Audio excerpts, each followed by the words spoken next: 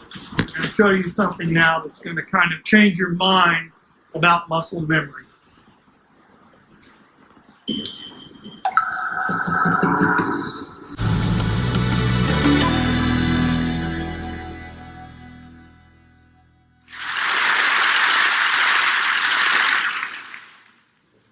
The brain is an amazing and complex organ.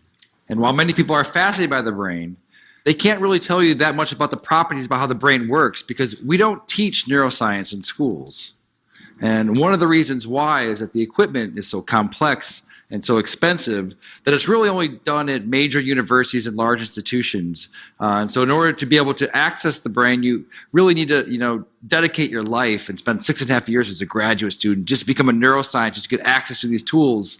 And that's a shame because 1 out of 5 of us, that's 20% of the entire world, will have a neurological disorder.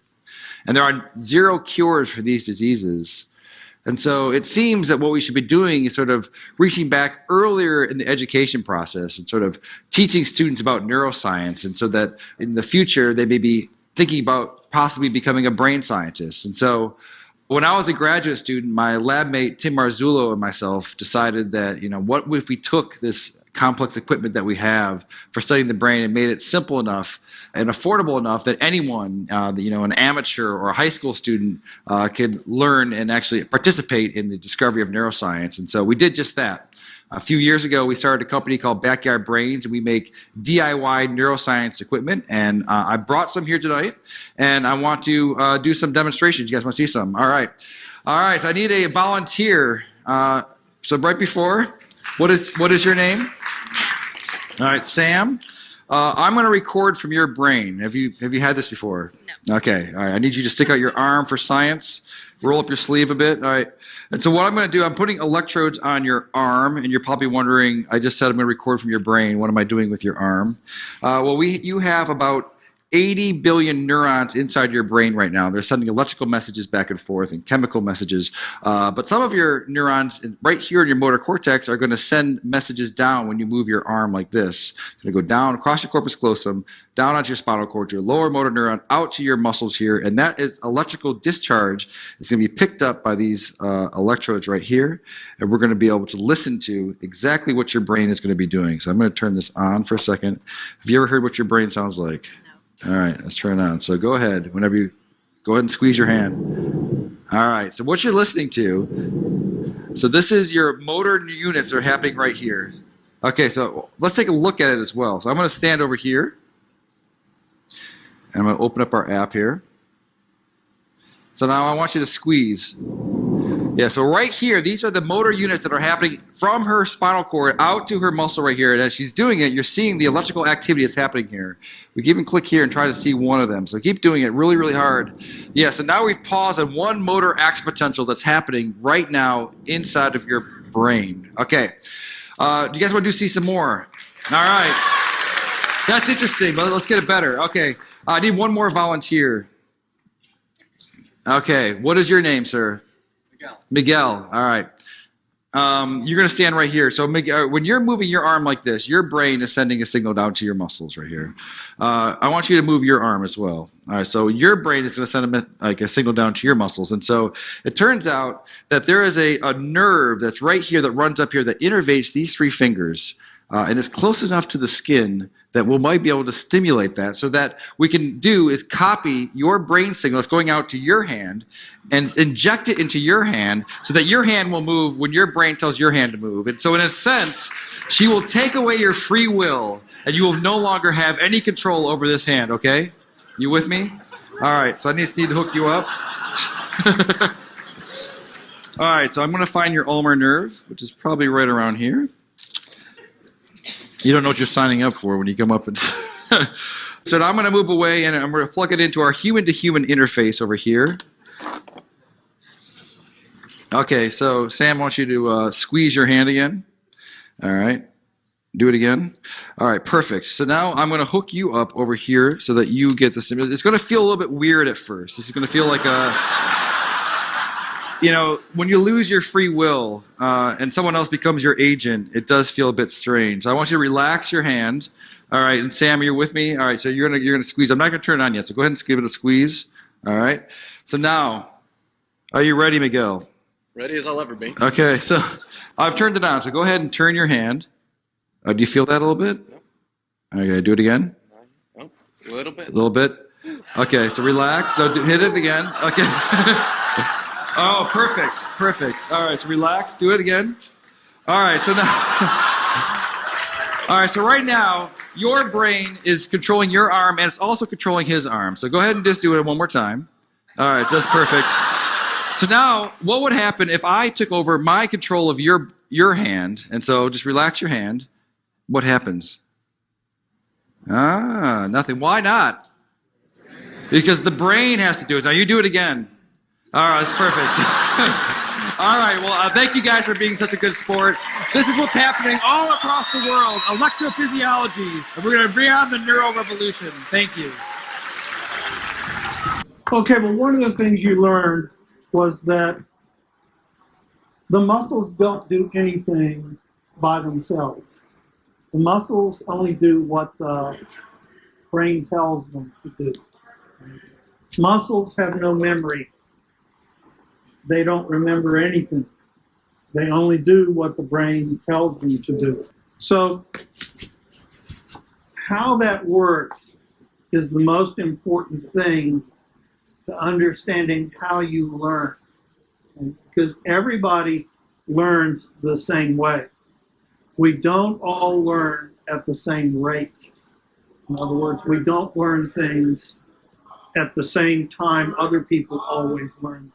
There are differences in people. So let's figure out how that happens, okay? So in listening to Greg talk about the brain, what are your brain cells called? What are they called? Do you know? Pardon me? Neurons. Neurons, okay? Did you catch how many of them you have? 80 billion. And there's some scientists who think you may have as many as 100 billion. And if you're an average person, there's no difference. You all have the same number of brain cells, pretty much. Okay? So when I heard that, it made me ask a question. Well, if everybody has the same number of brain cells, why are some people smarter than other people? If everybody has the same number of brain cells. Well, it can't be brain cells, then, can it? It's got to be something else. All right, well, we know this about brain cells, okay? They can't do anything by themselves. No one neuron can do anything by itself. So we've got 80 to 100 billion of those. No one can do anything by itself. It has to work with other brain cells. So how does it do that? Okay? They have to talk to one another to do anything. Sit down, blink your eyes, see, keep your heart beating, breathing, swimming breaststroke. It takes millions of these talking to one another to be able to do anything. Got that? So how do they talk to one another? They do it through two structures. Can anybody pronounce that? Dendrites, good. Dendrites. They look like what things? What do they look like? Trees. They look like trees with branches, right? Okay. And the other structures that they use are axons. Okay. So these axons come out from neurons and they go into other neurons and attach to these dendrites. And when they do that, these neurons can talk to one another. They can share information. For example, this part of your brain, okay, that's your motor control center. That's where all your movement is stored. Okay, that's where it's stored there. So you've got millions of neurons up there connected with one another. You've got connections for butterfly, backstroke, breaststroke, freestyle. Okay, so you've got tons of connections already. Okay, if you don't know how to do something yet, it's not because you don't have enough neurons. It's probably because you don't have enough axons. You don't have enough connections yet. Okay? So in order to learn how to do something, you have to make new connections. How do you think you make new axons and dendrites? How do you think you do that? What do you think you have to do? Well, you have to receive information. In other words, look at a picture or a video and see what it looks like. But then you've got to do what? It's a P word. What do you do every day when you go to the pool to swim with your team? You practice, okay? So when you practice something you don't know how to do yet, these neurons that are responsible for doing it, they get excited. They go to work when you're practicing.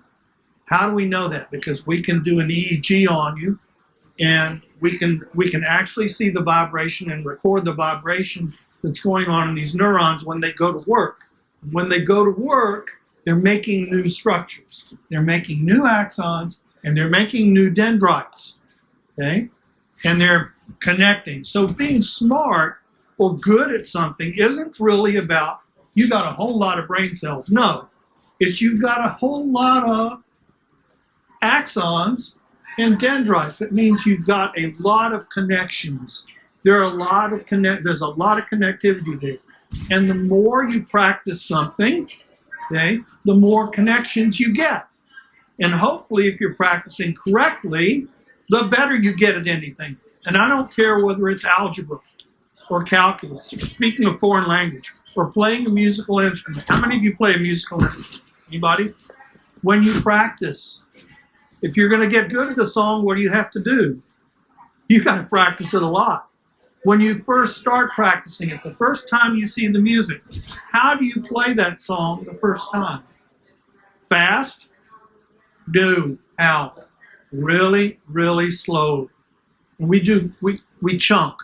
You take a measure and you play that measure slowly, correctly. Then you take the next measure, play it slowly and correctly. Then you play the first two together slowly and correctly. Then you go to the third measure. Then you add those. So that's all we do when we teach swimming. We're going to work on underwater. We're going to work on this chunk, your pull. We're going to work on this chunk, your kick. We're going to work on this chunk, undulation. So you chunk it and you get better and better at it, but doing it slowly. Okay?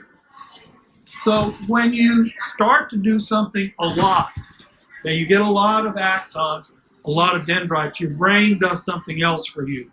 It starts secreting a substance called, can you figure out how to pronounce that? Myelin. Myelin. Okay. You have a lot of myelin in your brain right now. You've got a lot in there. Okay. What does myelin do?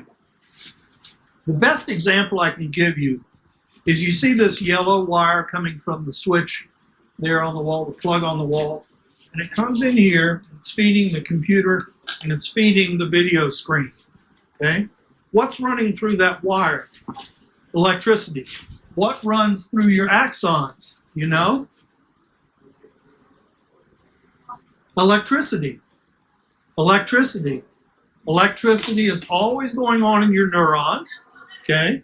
And it's running through your axons to communicate. So that's how it communicates.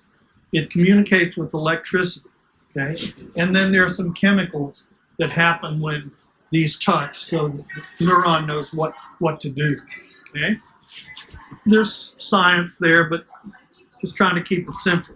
Now, as long as there is insulation on this wire, all the electricity stays in, almost all the electricity stays inside the wire. But if I were to unplug it, take a knife and peel off a lot of the insulation, and plug it back in, what do you think would happen to the brightness of the screen? It would become darker. Why? Why would it be darker?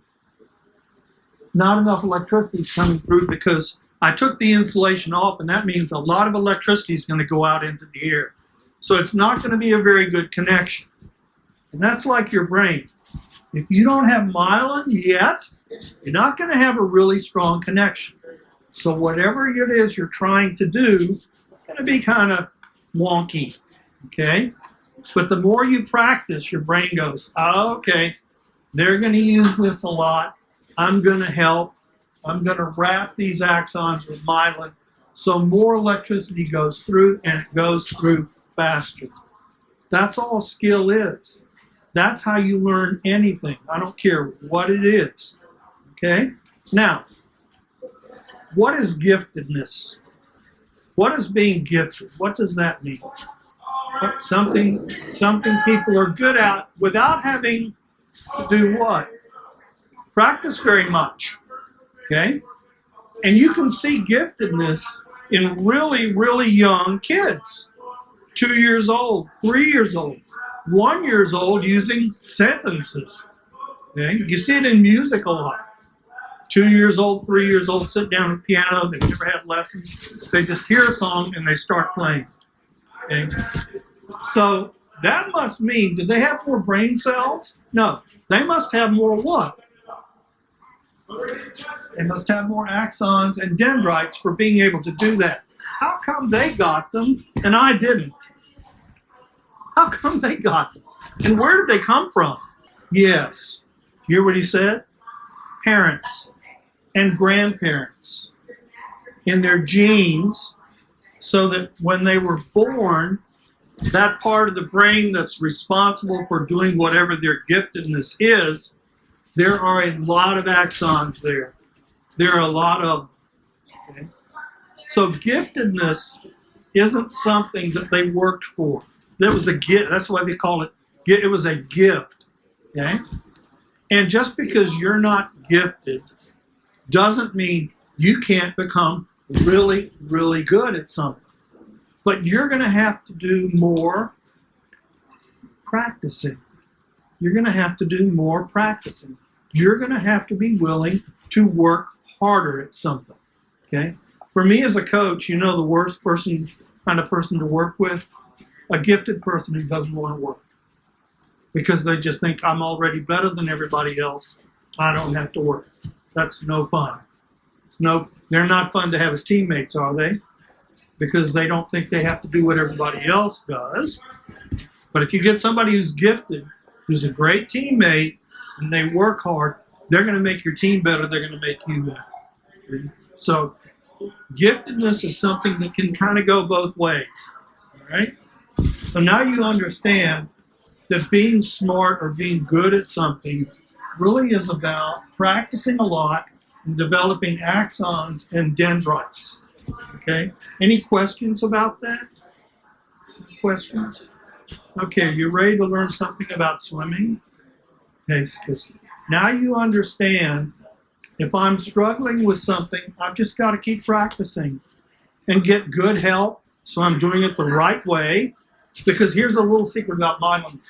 Mylan doesn't care whether what you're doing a whole lot is right or wrong. It's going to wrap itself around what you do a lot.